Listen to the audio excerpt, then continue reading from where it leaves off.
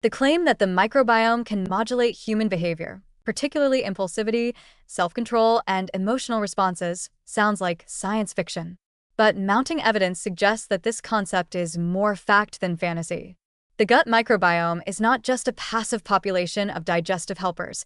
It acts as an active player in neurobiology, capable of shaping decision-making circuits, emotional states, and behavioral tendencies.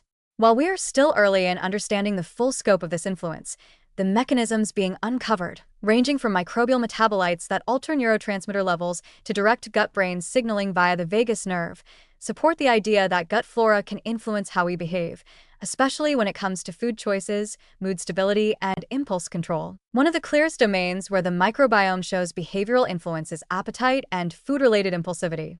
Multiple animal studies have shown that disruptions to the microbiome, through antibiotics, germ-free conditions, or unhealthy diets, can cause changes in feeding behavior, often making animals more prone to overeat, seek out high-fat or high-sugar foods, or eat at unusual times. Conversely, restoring microbial diversity through probiotics or fecal microbiota transplantation, FMT, has been shown to normalize these behaviors.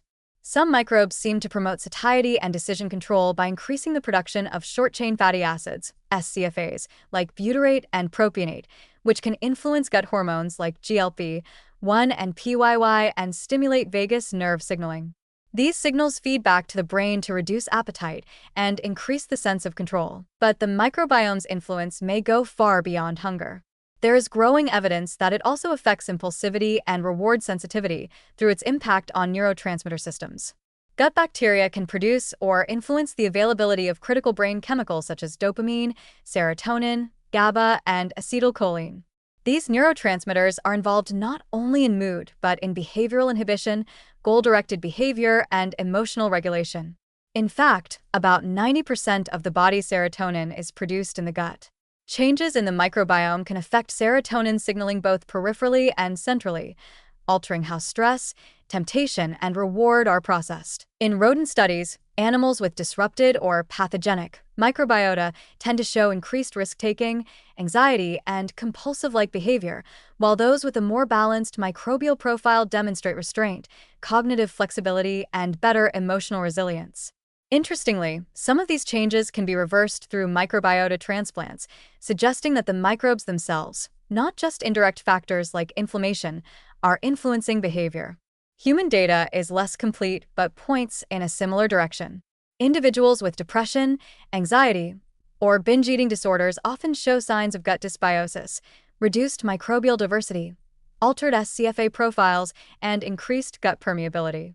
Though correlation doesn't equal causation, experimental interventions with probiotics and prebiotics have been shown to modestly reduce emotional reactivity, stress, and food cravings, suggesting a causal role for microbial influence. The gut-brain axis, and especially the vagus nerve, plays a central role in this process.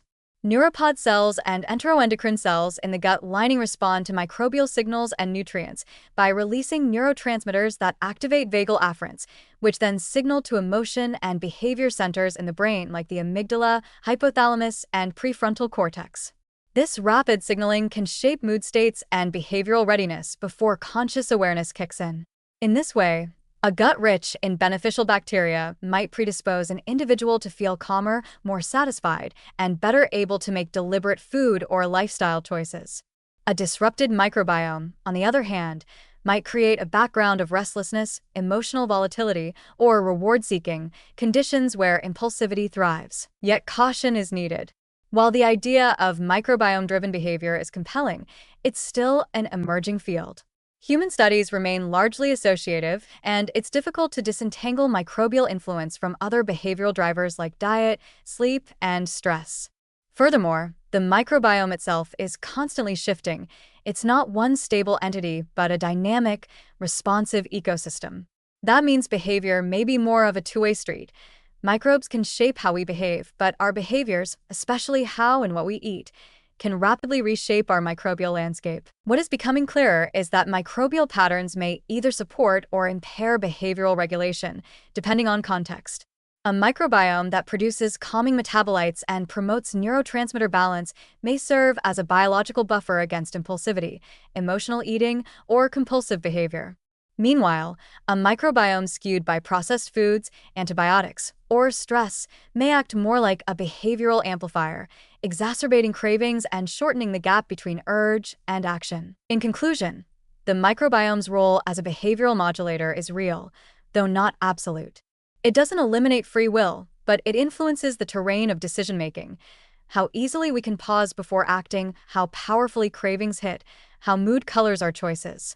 Rather than viewing it as mind control, we might see it as mind modulation, a background rhythm that shapes the tempo of thought and choice. This emerging science reinforces the value of cultivating a healthy gut not just for digestion or immunity, but as a foundation for emotional balance, cognitive control, and lasting behavior change. The story is still unfolding, but the evidence already supports a remarkable truth.